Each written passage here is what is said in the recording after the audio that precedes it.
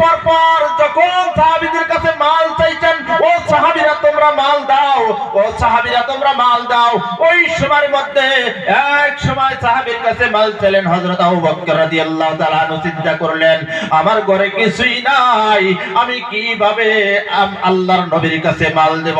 হযরত ওসমান গনি রাদিয়াল্লাহু তাআলা আনহু চিন্তা করতেছেন আবু বকরের সাথে কোনোদিন আমি দান করে পারি না, এবার বুঝি আমি দান করে পারবো। বলে কিভাবে? আমার যত সম্পদ আছে সমস্ত সম্পদ 3 ভাগ করে 1 ভাগ আমি আল্লাহর রাস্তায় দিয়ে দেব। এবার হযরত ওমর ফারুক রাদিয়াল্লাহু তাআলা আনহু চিন্তা করছেন আবু বকরের সাথে আমি কোনোদিন দান করে পারি নাই, আজকে একটা সুযোগ পাইছি, এবার আবু বকরের ঘরে কিছু নাই, আমার কিছু সম্পদ আছে, আমার যত সম্পদ আছে সমস্ত সম্পদ আমি 2 ভাগ করে 1 ভাগ আল্লাহর নবীর হাতে দিয়ে দিব, আর 1 ভাগ আমার বাড়ির জন্য রাখবো। এবার আবু বকর দরদর করে চোখের পানি ছাড়ছে আর বলছে মাবুদ,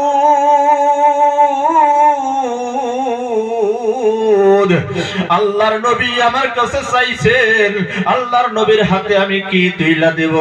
আমার দেবার মতো কিছুই নাই, সামান্য খেজুরের গুটি ছাড়া, খেজুরের বিচি ছাড়া আর কিছুই নাই। বলে এই খেজুরের গুটি, এবার আবু বকর সিদ্দিক রাদিয়াল্লাহু তাআলা আনহু খেজুরের গুটি দিয়ে আটা বানাইছেন, আটা বানাইয়া সামান্য আটা নিয়ে গেছেন, নিয়ে গিয়ে বলতেছেন আমি কি দিব? লজ্জায় আবু বকর সিদ্দিক রাদিয়াল্লাহু তাআলা আনহু আর দাঁড়াইতেছেন না। এবার নবী দিশা পাইছেন আবু বকর বুঝে কমজোর হয়ে গেছে, আবু বকরের ঘরে বুঝি কিছুই নাই, ওইজন্য আমার আবু বকর লজ্জায় মাথা নত করে আছে। কিন্তু আবু বকরকে তো নবী কখনো লজ্জিত করবেন না। এবার নবী এলান করলেন ও সাহাবীরা রে, আমি তোমাদের কাছে জানতে চাই না তোমরা কি নিয়ে আসছো, আমি জানতে চাই তোমরা বাড়িতে কি রাইখে আসছো আর কি নিয়ে আইছো। এবার কত সবচেয়ে বেশি কেরা নিছে? বলে বাড়িতে কি থিয়ে আইছাও আর কি নিয়ে আইছাও, তাহলে সবচেয়ে বেশি কেরা নিছে? আবু বকর। কারণ আবু বকরের বাড়িতে তো কিছু নাই, ওসমান গনির বাড়িতে 3 ভাগের 2 ভাগ আছে, যদি উনি কোটি টাকা দিছে, তারপরেও 1 কোটি দিলেও 2 কোটি আছে। হযরত ওমর ফারুক উনি তো 2 ভাগ করে নিছেন, যদিও 100 টাকা 200 টাকা আছে, তাও তো 100 টাকা বাড়িতে আছে, আছে না নাই? কিন্তু আবু বকরের ঘরে কিছু নাই। এবার আবু বকর উনি উঠে বলতেছেন ইয়া রাসূলুল্লাহ, আমার ঘরে আল্লাহ ব্যতীত আর কিছুই রাখতে পারি নাই। ইয়া রাসূলুল্লাহ, আমার ঘরে খাবার মতো এই সামান্য ছিল, এই সামান্যই আমি আপনার দরবারে হাজির করছি, এর চাইতে বেশি আর আমি কিছুই দিতে পারি নাই। হযরত ওমর ফারুক দাঁড়ায় গেলেন, আস্তে ধীরে দাঁড়াইলেন, জোরে না, আস্তে ধীরে দাঁড়ায় বলতেছেন ইয়া রাসূলুল্লাহ, আমার মনের ভাব ছিল আজকে আমি আবু বকরের চাইতে বেশি দান করব, কিন্তু পারলাম না, কারণ আমি আধা মাল বাড়িতে রাখছি আর আধা মাল আপনার দরবারে হাজির করছি। হযরত ওসমান গনি দাঁড়ায় বলছেন ইয়া রাসূলুল্লাহ, আমি ভাবছিলাম আজকে আবু বকরের চাইতে বেশি দান করব, কিন্তু আবু বকরের সাথে তো আমি আজকেও ফেল হয়ে গেলাম, কারণ আবু বকর বাড়িতে কিছুই রাখে নাই, আমার সম্পদের 3 ভাগের 2 ভাগ আমি বাড়িতে রেখে আসছি। ইয়া রাসূলুল্লাহ, আমার মনে হয় আজকে সবচাইতে বেশি খরচ করনেওয়ালা, সবচাইতে বেশি দান করনেওয়ালা হযরত আবু বকর সিদ্দিক রাদিয়াল্লাহু তাআলা আনহু।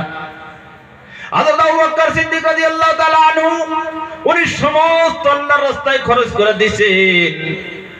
এইজন্য হযরত আবু বকর 1 নম্বরে জান্নাতের সার্টিফিকেট পেয়ে গেছেন। বলেন না সুবহানাল্লাহ। সুবহানাল্লাহ।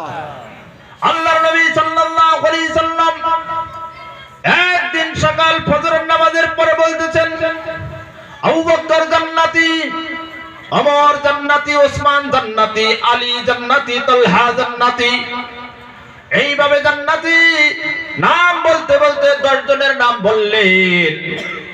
হযরত আব্দুর রহমান ইবনে আউফ রাদিয়াল্লাহু তাআলা আনহু বললেন, ও আব্দুর রহমান ইবনে আউফ, আমি তোমাকে জান্নাতে দেখলাম, তুমিও জান্নাতি, কিন্তু তুমি জান্নাতে 500 বছর পরে গেলা। আমি বললাম, ও আব্দুর রহমান, তুমি এত দেরি করে কেন জান্নাতে আসলা? ও আব্দুর রহমান, তুমি আমার কাছে এই জবাব দিয়েছিলা, ইয়া রাসূলুল্লাহ, আমার মাল সম্পদ বেশি, আর এই বেশি মাল সম্পদ হওয়ার জন্য আমার এক খানার উপর 500 বছর হিসাব দিতে হলো, আর এই হিসাব দিতেই আমার 500 বছর দেরি হয়ে গেছে। দেরি হওয়ার জন্য আমার এই মালের জন্যই আমার 500 বছর দেরি হয়ে গেছে।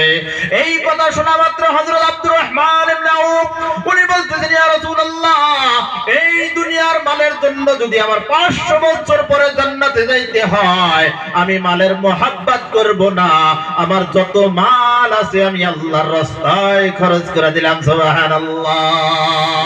নবী বলছেন, ও আব্দুর রহমান, এখন তোমার সব দিতে হবে না, যখন প্রয়োজন হবে প্রয়োজন সাপেক্ষে তুমি দান করে থাকবা।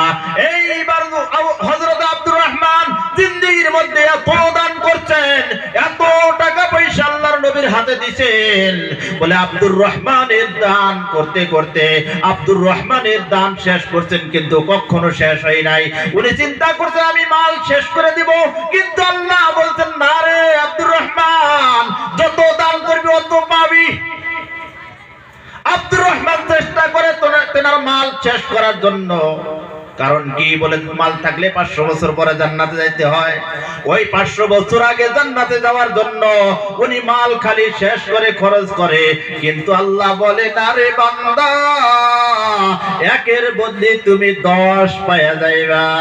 1 টাকা তুমি খরচ করলে 10 টাকা পায়া যাইবা। বলে ওই জন্য তোমার মাল শেষ হবে না। বলে তোমার মাল শেষ হবে না, তোমার মাল খালি বাড়বে। একবার বলেন না সুবহানাল্লাহ। সুবহানাল্লাহ। বলে মাল যত আল্লাহর রাস্তায় খরচ করা যায়